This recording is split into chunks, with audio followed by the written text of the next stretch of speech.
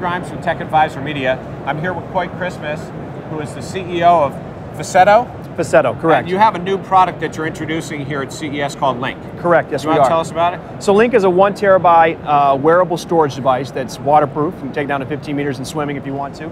It connects up to 20 devices at one time. It can stream up to 7 devices at one time. This is a Link here, right? This is a Link right here. Is it named Link because of like Cuff Link or something? Or? No, we figured because it's linking your devices, it's linking your life, it's linking your future, if you will. Oh, see, that was obviously probably more obvious than my question, right? Yeah. To that. Okay, so it's a portable storage device. Correct, up to a terabyte. Up to a terabyte. And the unique piece about it is it can actually transmit on demand up to 20 devices? 20 devices, and it does it peer-to-peer. So it does not use the internet to do that, so it keeps your files secure. It's directly from one device to the other device at 1,300 megabits per second. Okay. And how long does a battery last on that? Battery lasts about 2 weeks, and actually a little bit over 2 weeks. And then you can stream continuously for 12 hours with HD video. 12 hours? 12 hours. Streaming. Okay, now there was a 20 number in my head, and there's a 8 or 7 number in my head. What's so when you're streaming true video, right, that's 7. When you're connecting up to 20 devices, like say an Excel sheet or a Word document, you can connect up to 20 devices, and everybody can access that at one time. If you're going to do, let's say, stream HD video, you're going to be limited to about 7 devices. Okay, now there's no screen on the device. No screen. So the screen that you would use is either the computer screen or a phone or a tablet screen? That's correct. And then giving it commands as to what to stream comes what, from a phone? That's correct, yeah. You can just easily use our app, which is downloadable on everything you want, every device you can possibly use. You connect to it this way, take your pictures, access your files, videos, and what's nice is that nothing stores on the computer. Nothing stores on your device. No, it processes through the RAM and streams directly to our device. So there's nothing on the hard drive, no digital trace. Lose your phone, you're okay. Okay, so the business proposition is that it's high security. Yes. It's got more storage capacity than a phone or something's going to have. And it saves people from having to go out and buy larger storage like upgrades on other devices. But actually the concept here might be that you take this, you're wearing it, so you take this, and it's waterproof. You take this device with you. You don't take a PC with you. Right. You have your phone with you. That's correct. Okay, and then wherever you're at, if you want to work or you want to transmit, you use whatever device is sitting there at the time. That's correct. And you can do whatever you want on there, and it's like you were never there. Right, so it's not there, so we don't have to worry about leaving something behind. We don't have to worry about distributing materials and leaving behind. You can do the demo, you can show somebody something. Okay, now, in the hospitality industry, food, service, retail, hotels, so a lot of people do training. So I suppose as a trainer, the trainer could have that device that has all the training materials on it and on demand be able to show it.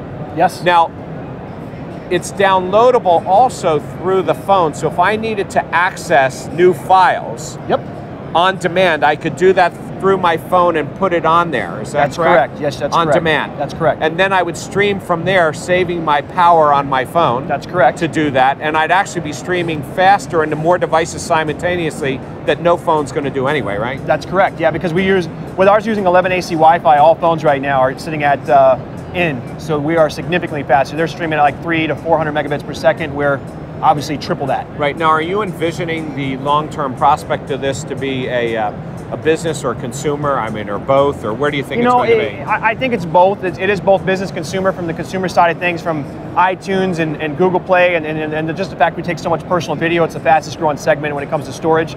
And the idea there is to go ahead and take that video, put it on here rather than on your device and just stream it. Yeah. Again, saving space and actually having virtual unlimited space. And headache from having to go into AT&T store and say, hey, I got to upgrade and you got to do all the swap over. Now you can walk in, hand them an iPhone, grab an Android device, walk out the door and pick right back up. Right, and so if I'm a traveler and I have a smart TV and I go in a hotel room, I'd be doing the same thing. Absolutely. I would go ahead and stream from that. And I suppose I could, if I want to conserve my power, I could actually plug it in and use it plugged in, right? That's correct. Well, no, actually, it's not plugged in. It charges wireless as well. It charges everything is wireless. There's no wires at all. So how's it charging wirelessly? It charges, we get a full charge in just about an hour, 50 minutes. Okay. So this is not available right now. It's coming out in September. We just launched our Indiegogo campaign yesterday, right. And it actually comes available in September. And you're going to make some deals for people who want to buy a whole bunch of them, right? Well, on Indiegogo right now, you can save up to $150 a device right now on Indiegogo, and we've only had limited between 250 to 500 units available on Indiegogo. And what do you expect the price to be? The MSRP price on a 128 is going to be around $249. Up to a terabyte, because it is true solid state drive, you're going to $949. but once again, it's a device that you will not need to purchase anymore. If you're to look at, let's say, just take a Surface tablet, for example, which is used in the hotel industry. If they go from, let's say, an i7, they go from a 256 up to a 512, they pay an additional $400 for that 256 gigabytes. They can actually purchase ours for significantly less. Right, so the idea is to do less computing power on the device, put the computing power there. Correct. And go ahead and just stream to it on demand and save the storage space and everything. And actually not even have to deal with going to the cloud and everything else for it. Take what you need. You're letting your restaurant chains and stuff, they're going to be saving money on having to buy devices with less storage now. They don't need to put more there because the people have the stuff on the wrist. And then when they go through changes to other devices, they want to upgrade. Maybe the new thing comes out and they don't want to use Surface tablets anymore. They want to go to the Galaxy Note. They can swap over easily. They can sell all those devices and they have no worry about having any corporate information on there because there's no digital trace. It's all stored on your wrist. I'm sure I have no practical use for what I'm about to say, but I mean, technically you could go walk into a restaurant, walk into a hotel lobby and stream to all of the digital signage they have, something special that because you're the CEO, you walked in, you wanted to show something or you wanted to do something while you're there. I'm not sure why somebody would do that, but technically they could take a campaign with them and go ahead and do something different, right? You can, as long as they're Wi-Fi enabled devices, you're able to have a little fun, Yeah, so here's a thing. So next time I make a speech, right? So maybe I have one on here, hey, I want to go ahead and show you this video clip or something. I'm thinking on demand, the audience is either with me or they're not. Now, of course, I have to have my phone, right? But I just go ahead and quickly tap it up it goes, or I choose and change my presentations that I'm doing, and again, can show it on any number of devices in a room. That's correct. You know, so I get it. You know, so I think that you know, sometimes they talk about technologies that are looking for a solution, right?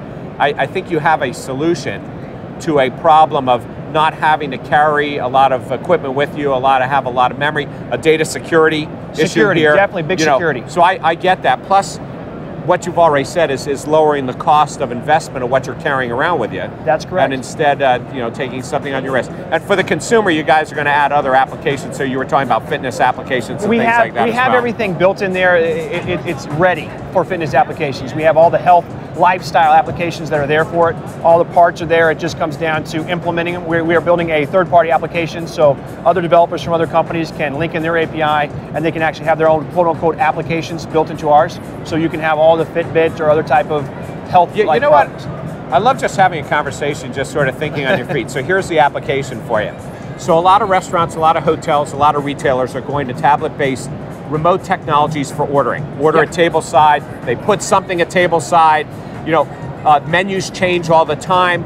If you're tracking things based upon day part and usage is going up and you want to go ahead and increase prices, you know, demand and stuff like that, you technically could go ahead and put this on each one of your servers or each one of your people who are now bringing their own device, which is a new thing, right? So why give them a point of sale terminal or why give them a tablet? Say, use your own device. But the challenge with that is that people typically, you don't want to do that because you don't want to have your data on their device. But it right? And it wouldn't be in this So case. you could so I just want to see if this would work. So if I have point of sale and I'm taking orders and I'm using some sort of tablet, you know, PC, or I'm using a Note or something like that, right? I could go ahead and have that up on their device, and I could also be hitting the buttons and things on and placing the orders, and then having it stream through to the system. Would it stream through here then to the rest of the connected network, or how would that work? Yeah, you can actually connect it that direction. So you could stream it here to the other connected network, and nothing would be stored on the device. So that actually is the solution. That's the solution to the idea of bring your own device, and not enable say to them, bring your own device, whatever memory you have, great. We'll go ahead and put the application on for you, but we're going to secure it. And especially when you're talking in the industry about data security, credit card transactions, things like that, you know, you actually could be doing that again securely through, and then going out and not storing any data anywhere. I just think that absolutely, and then you can, and then you get to the point where if you're using even some of our other stuff that we've built, you can start even having your